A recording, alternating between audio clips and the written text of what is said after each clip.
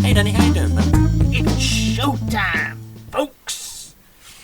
That's because I did the Rick impression. Yeah. So I'll do that. I didn't do a Jodie Whittaker impression for Doctor Who though. To be fair. Okay, just for those dedicated listeners, what would your Jodie Whittaker impression have been? Oh, all right, fam. Oh, that was actually surprise. Yeah, that's okay. That works. Cool. Me fam. Okay. So now this is the first of the Better Call Saul whispering into the void. Yes. This is season 5, episode 3. Yes. Which is called something. The guy for this. Oh yeah, you're the guy for this. You're the guy for this. And it was directed by Michael Norris. It was also written by Anne Cherkis. I hope I haven't butchered that name. And it is starring Bob Odenkirk, Jonathan Banks, Ray Seahorn, Giancarlo Esposito, Tony Dalton, Michael Mando. Am I forgetting anyone? I don't think I've forgotten anyone. And that's it. Boom. Good stuff. Do you have an opening statement, Daniel? I do, yes. The sequence at the beginning tells it all. Saul is the ice cream, and the ants are the criminals he deals with. It's about to get big. I was very impressed with how well trained those ants were. Yeah, I thought that it was VX effects, but it actually isn't. It's actually they got an ant wrangler. Really? And it's completely, it's 100% real. It's like, oh my, that is amazing. That is pretty cool, yeah. The music as well. Wow. Anyway, what is your my opening statement? A good way to gently ease us into Saul versus the DEA. I like it a lot. Yeah. It's like that's a sort of a good dramatic tool of conflict. It's if in doubt, Saul versus the DEA forever. Because that's the only, because most of his clients are like drug affiliated, so that's what it is in a way. And I like that it's going to be Saul versus the DEA from now on. Yeah, I think we're finally branching into that criminal territory. So what is your read on the opening teaser? The opening teaser? Yep, the ants and the ice cream. Oh, the ants. I couldn't agree with you more. The ice cream is Saul, the ants are the criminals and the crime. It's the temptation almost. It's that tale about the frog and the scorpion. Yes. I couldn't not kill you. It's in my nature, even though we're both going to die, sort of thing. Saul is inexorably drawn towards this life of money and crime, and he's drawn to the glamour of it in a way, and it's almost inevitable. It's like how the ants couldn't not eat the ice cream if they tried. Yep. It's like it's just their nature, as you say. Mm-hmm. Yeah. It was a very Breaking Bad-esque teaser, wasn't it? Like Breaking Bad have always done like sort of weird ambiguous teasers with insects and things like that. Yeah. And it's like I will remember that teaser for the rest of my life. It's like so. It was very good, yeah. Just and then the ant is like at the end. It's like really unsettling. It's like and then just it's like it starts off as this small cute little creature just coming to get some. Oh well, that's fairly innocuous. And then like before you've even had a chance to blink, it's just thousands of them just roaming over this lovely thing, and it's like they're everywhere, and then it's just really aggressive, and then it sort of pulls away from the ants, and life sort of goes on, and as big as it seems because it's so close on the ants, and as important as that sort of life is for these people, it pulls away, and it's like no, that life is it will only lead to squalor and sort of degradation, and being on the side of the street just sort of clinging for anything that you can find. Yeah. It's I think just visually it just looked brilliant. It's like the ants have all the power when the camera's focused on them, and then like you pull away and you remember that they're just ants. It's like It's a microcosm of reality, yeah. It's not a rewarding life that these creatures live. It's really, really excellent visual storytelling. What did you think about when that girl in Nacho's flat was like trying to take apart the remote control And Nacho sort of reached over and got a jigsaw puzzle out of a cupboard and tipped that on the table for her. I think it's the same thing. Do you remember in Breaking Bad when Jesse had to get those druggies out of the den, and Jesse went into the garden and started digging? Yeah. It's like, I don't know for sure, but I believe that people who intake or are addicted to methamphetamine can become fixated on very, very strange things, and their energy is so high. I need to figure it out because I'm going to botch what it actually is. It's like why did you think while I'm searching it? I think it was like, I don't know, it sort of was an interesting, sort of almost nurturing, caring side to Nacho's personality. And it was weird, but I kind of quite liked it in a funny way. Yeah. It was, he knows that, in a way, I'm presuming he sold the drugs to this girl, or gave them to her, or something. And in a weird way, it's like, he feels some degree of, he should care for her, because it's as a result of his illegal activity that she's in this state, in a way. Yeah. Right, okay, so the scene was playing on the many negative behaviours of a meth addict. Many users of meth experience increased paranoia, energy, a greater sense of alertness, and very unpredictable behaviour. Jesse, knowing a lot about meth, plays on this by creating a scene with the shovel and pretending he's looking for something. The paranoid, curious Tucker can't understand why, and is stoned enough to believe there is something really there. Jesse's determination to find whatever is there leads to the paranoid and alert Tucker into taking over and becoming determined to find whatever is there himself. So maybe she's like... But she said I have to take it apart to clean it. Maybe she's just obsessing over the idea of the things in this world are unclean, things are incomplete, something like that. She's just picked this thing up from somewhere and now it's just in her head circling, sort of thing. Yeah. But yeah, you're right about Nacho sort of being caring, because he's like, when he's with Lalo, he comes across as just this grimacing, criminal. But his father is the heart of his arc. It's like he's doing everything he can to get his dad and himself out of this business. Yeah. Which is very, makes him a very complex character. I think one thing I did like in this episode is we're sort of starting to see the beginnings of the Saul patter, of like when he's nervous or when he's in a situation and he immediately, it's almost a reflex. Yeah. It's this sort of it resorts to this patter, and like when he was in the garage with Nacho and Lalo, and he just immediately resorted to this patter of, well, I think I actually did you quite well there. You were only in jail for part of one day, and I got you off, and you haven't got to go back. And he was immediately this sort of self-preservation. It's like a reflex. Oh you yeah. can tell he's not like engaged his brain to do it. It's like his mouth is just working on its own. That's just straight away what he's saying. Definitely, and it's coming. Everything's coming full circle now, because. He meets Tuco in the very first episode of the show. And the first 4 episodes are Nacho getting arrested, and Jimmy has to sort of get him out, otherwise he's dead. And then the two of them part ways, and then it's like Jimmy goes on this experience where he becomes more devoid of sort of care, and he has all this business with Chuck. And Chuck dies, and then he's sort of, I'm ready to just do whatever it takes to win. And Nacho is subsequently trying to get himself out of this position.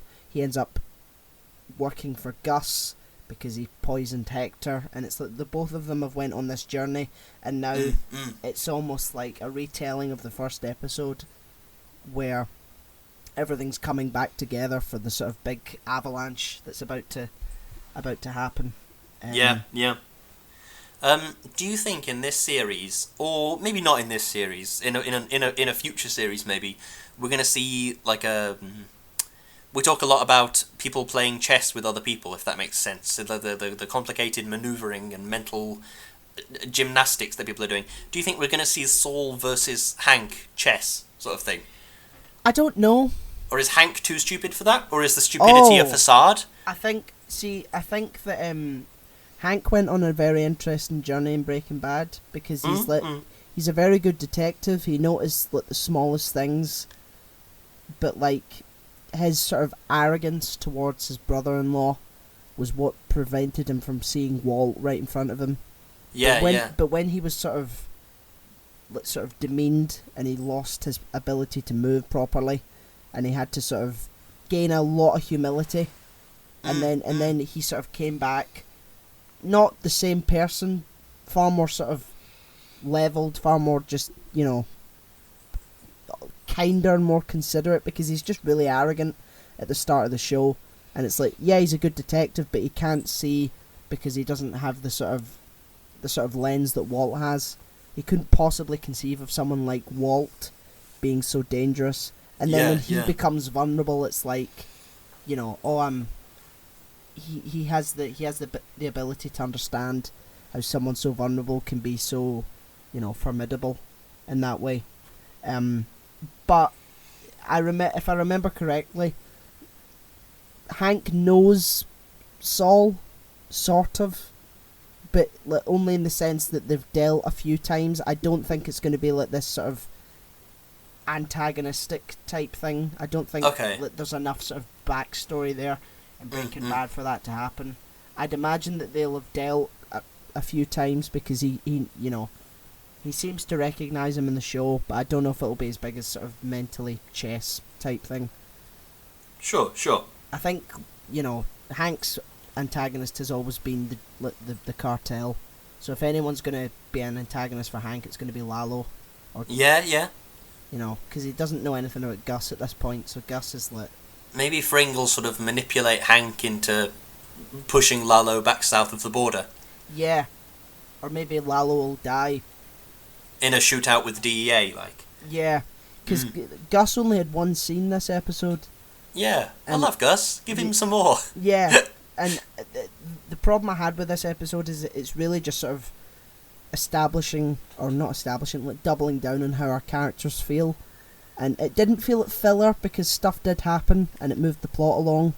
But it's yes, we understand that Kim is in turmoil over Jimmy's going-ons and what's interesting, this is the first time, really one of the first times we get some backstory for Kim. Yeah. Where she talks about her family and things like that. We haven't really had anything apart from that. A few tidbits here and there, but other than that, not a lot. I really liked the Kim. Kim goes and tries to get that bloke to move house. Yeah. I really liked that. That was really good. I liked how she is being hired essentially to be Saul Goodman. Yeah. You can imagine Saul Goodman, Breaking Bad era Saul Goodman, going down and being like, hey buddy, I just need to get you out of your house. And through the patter would go on and on and on and on. And he would manage to convince this person, actually, I have wanted to move for a while. Yeah. And they'd be out. And so what Kim's sort of frustration is with the world is the fact that the world is asking for a Saul Goodman, and she desperately doesn't want that to happen. Yeah. She desperately wants to remain. That's why she's doing all these pro bono cases. Oh yeah, you can tell she hates it. She hates the pro bono cases, but she hates herself more. And she's like, I just don't want to be a terrible person, sort of thing. I think she loves the pro bono cases. I think she just hates working from having to go and do these things for Mesa Verde. It's you can tell, she said, it's I just realised I have all pro bono cases tomorrow, so I'm celebrating, and then that gets interrupted. She needs to sort of make a decision, because it's it's working for that company, that bank is really just it's rivaling her core. It's they're not very moral, and they're happy to sort of put this sort of stubborn old man somewhere else. And Kim desperately she just hates sort of having to do that to people. And it weighs so much on her that she goes back with the purest of intentions and says, I'm going to try and help you. I really, because she feels really bad about it. And the guy just heartbreakingly just says, you'll say anything to get what you want. It's And I think that'll play a big part into the reason that she sort of finally leaves Jimmy. Yeah. It's like that's something Jimmy would do, and Kim is now being associated with the way Jimmy is working, and I think she's gonna just be like, no, I can't do this anymore. And I don't know why I keep getting this this thought pop into my head almost unbidden, but I keep thinking that Kim is going to die a very sudden, very aggressive death. Yeah. I don't know why I think that, but I really do think she's going to. I think that there's going to be a point where Lalo kills her, or even if it's just a twist of fate type thing, she's driving over a patch of ice and it makes her careen off a bridge or something. I think she's going to die very suddenly. I think that might be the trigger, or what snaps in Jimmy to make him go full Saul almost. Jimmy will have to do some more. He'll have to become a bit more baseless and a bit more conscienceless, because even though he's like Saul now, he's like, he said, yeah, he's my client and I want to keep him alive. But he's still, like, you saw at the end of the episode the great moment of like, understanding between the two of them. It's like he still really loves Kim, and Kim really loves him, and it's like he has to get to that point where it's like it doesn't matter anymore the way she feels and the way he feels about her. It's like he doesn't care. That's where he needs to be before Kim leaves. Sure. You know.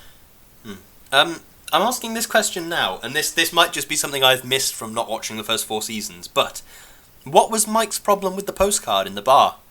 Oh, yeah, so in the previous season, yeah, him and Werner Ziegler were at a bar, and it was like the two of them were talking about their lives and things like that, and Werner said that his father helped build the Sydney Opera House. Oh, okay. And it was a postcard. I think it was actually that bar that they were at, and it was the postcard was there, and Werner was talking about it, and it was a really heartwarming sort of moment for them. And obviously, Mike feels incredibly guilty. That's another thing. How is Gus going to get Mike back? Yeah, I cannot figure that out for the life of me. The only thing I can think is that Gus will give the granddaughter like a university tuition or something. That's the only thing I can think, is that Gus will do something for the granddaughter. Yeah. Because that is the only thing in the world that Mike is actually likes, is his granddaughter. He hates himself. He sort of hates his daughter-in-law a bit. He sort of pities her, and it's like he really just hates everything. Yeah, he's very he's turning off the tap. Well, not at the moment. He's very emotional at the moment, and he's just sort of spiraling. Something big needs to happen, man. It does. It's like you've set this up now. It's like all the characters are in the right place to sort of for something to happen, and it's like something big's gonna happen very, very soon, I think. Oh yeah, and Hank and Gomez are back. Yeah, that's a nice. I like thing. Hank. I like Gomez. They're both really cool. Yeah, they're a good buddy cop type thing. Yeah. I don't know if you've ever looked up Dean Norris's like IMDb page, but he's played Hank about 1 million times in 1 million different things. He's been cast as like policeman number 4 like 100,000 times. Like he was in Terminator 2 as one of the SWAT team that raids that building. Oh shit! So he was.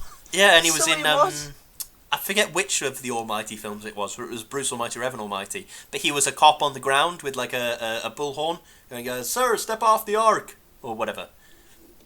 Yeah, he is that sort of that archetypal police officer, like American police officer. Yeah, just like, you know, a bit arrogant, a bit loud, you know. But I've always been kind of blown away by Dean Norris's performance in Breaking Bad. Yeah. Because considering that's what he's sort of known for, is that cop character, and then to go on and do such incredible stuff like that fist fight that he had with Walt.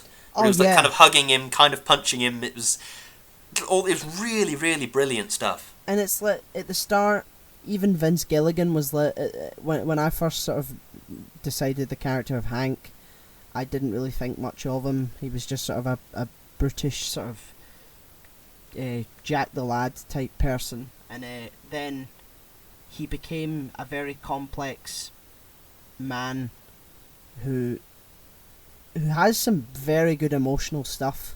Yeah. It's like you were saying with that fist fight with Wall. It's like one punch he gives, and then he's just like, it's just pain. And it's just like, I don't even know who I'm talking to, and he's just saying it so quiet and like tears in his eyes and stuff like that. It's just like really powerful performance from the guy who was just like slinging racial insults at Gomez. It's just so different from the pilot, you know. But yeah, the writing is just fantastic. The cinematography as well. Oh god, yeah. Fucking hell, Jesus.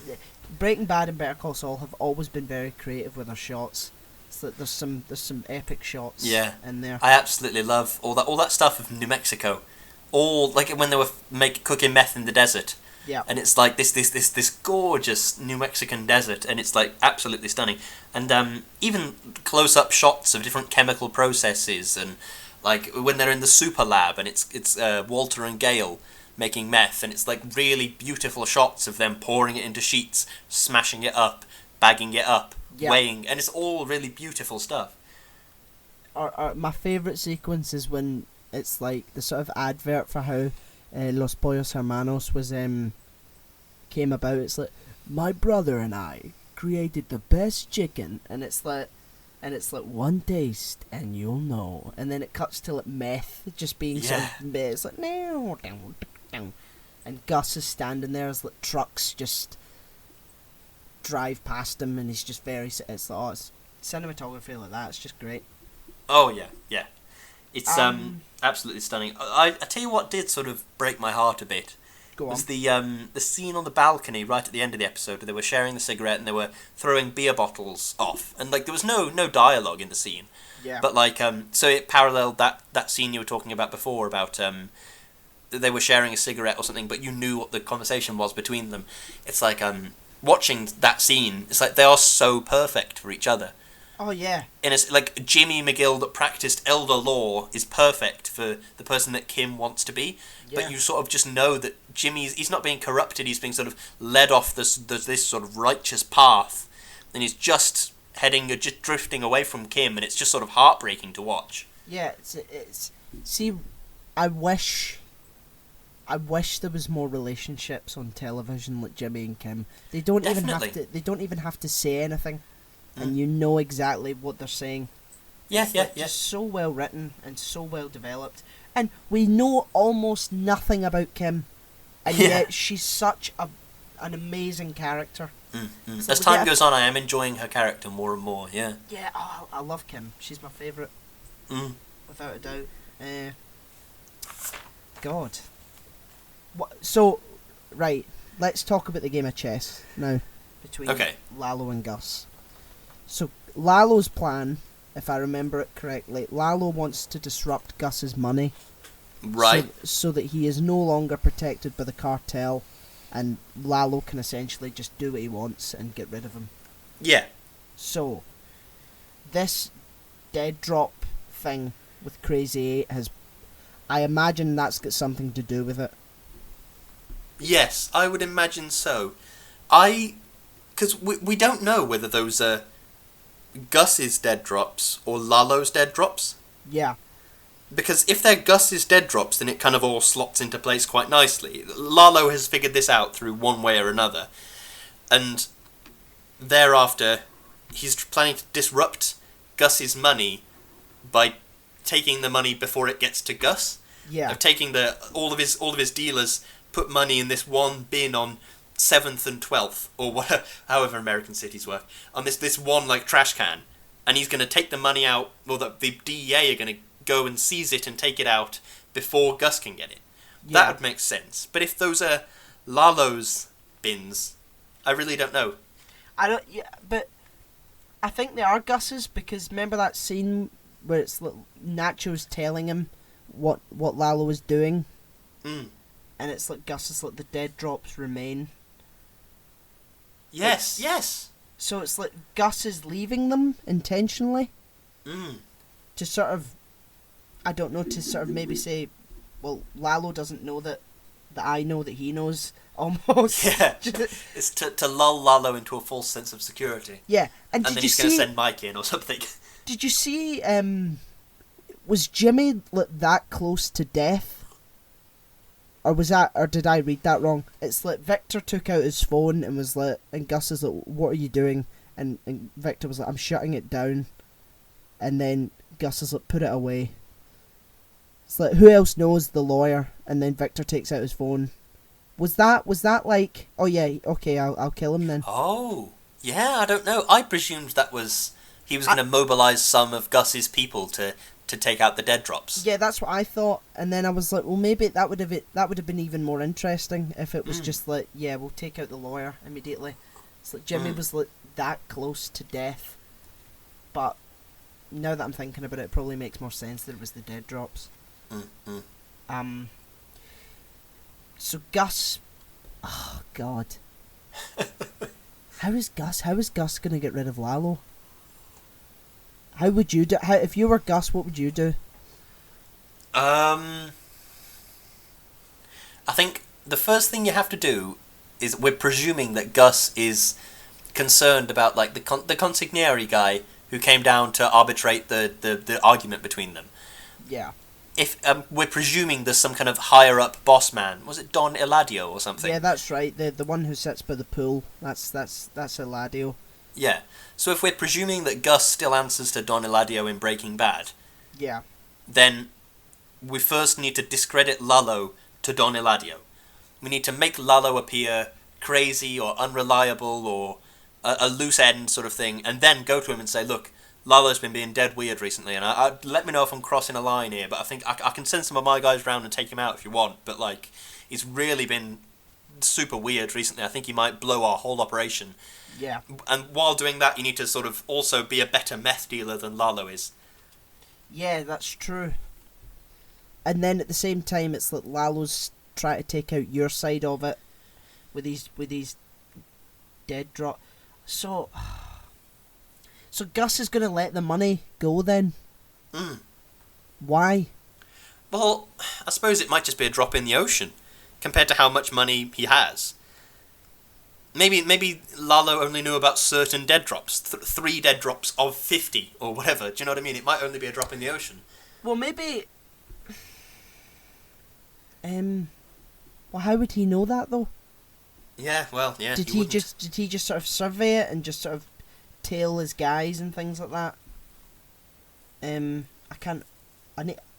I watched it and I need to watch it again. I should have really watched it twice beforehand, but it's. So Gus is intentionally going to let the money go to sort of throw Lalo off. Yeah. I wonder what Gus. That's the only thing I can think. Gus must have something up his sleeve. He's like, there's. Oh, I don't know, but it's very exciting. I'm very invested to see what happens now. And it's one scene. We only get one scene, and yet it was like all they had to say was the dead drops remain, and it's oh my god, chills, fucking chills. Yeah. Everything is so high stakes in this show. Oh god. I think I might have run out of notes, to be honest. I think I might have done as well. That's going to be my favourite part of this whisper, talking about the chess match between Lalo and Gus. As it keeps moving forward. I'll be disappointed. I mean, it won't happen, let's be honest. I'm not going to be disappointed by this show. I'm so used to being let down by Doctor Who, thinking, oh, they had a really good thing go in, and then they let us down with this random shitty ending. But let's be honest, Vince Gilligan cares too much about this to let it have a shit ending. Yeah. He's had this planned out in his head for a decade. I trust Vince very much. And what's the other guy? Peter Gould. Peter Gould, he's very good. Vince has really had very little involvement in the show, in this show specifically. It's like it's really all down to Peter Gould and his writers. So I trust them very much. Yeah. And I know that they won't let us down, you know. Because they care about their fans, Chibnall. If you're wondering what we're talking about, please listen to our Doctor Who Whispering into the Voids, because we complain a lot about Doctor Who on those ones. Yes, we certainly do. Have we got some closing statements, Dan? Yes, we do. God, where is it? as much as I love this episode, I feel it mainly is doubling down on the characters' current emotions. The breakdown of relationship has to hit hard very soon for things to feel sort of higher stakes. And always, the chess match between Lalo and Gus is just breathtaking. Oh yeah. Another installment of quality drama. I'm excited to see what happens to Nacho. Feels almost like a soap at this point. I'm invested in all of the characters' escapades, and I would tune in for pretty much anything. Yeah. Well. What a show, eh? What a show. What a big show. Oh, aye. Is it time for a bit of shilling? Will that cheer us up? It is a bit. Yeah, well, yeah. I mean, because we've literally just done Doctor Who. And you'll hear about that. Yeah. You'll hear about that when it comes out. Because we're releasing the Doctor Who one and this one at the same time. So right. go back to our page and listen to the other one after you finish this. That's so good, because it's like the next... today's, like, what, it's Sunday today when we're recording. And Better Call Saul comes out on Tuesday. It's like, oh, it's so near already. I hadn't even realised that. Oh, God, brilliant. I'm on Instagram at O'Hiram. I'm on Facebook at Daniel Kerr. I'm on Twitter at Kerzo2000. What are you on, Lewis? I am on Instagram at Lewis_Brindley. I am on Twitter at LewisBrindley4. I have a Facebook page, Lewis Brindley. Have a look, see if you can find it. We're hosted by Podomatic. We're on Spotify. We're on Apple Podcasts. We have a YouTube channel. We're on Deezer. We have a PayPal donate button. We're on Patreon. Anything you can spare, any coffers, any little shillings, anything, just drop it in the pot. And yeah. It would all make a world of difference. We absolutely love doing this. And so to be able to carry on doing it would mean the absolute world. Definitely. So, yeah. We'll see you, we'll hear you, listen next time. One day you'll get that one right. I've got faith. Thank you so much for listening. Yes, thank you for listening.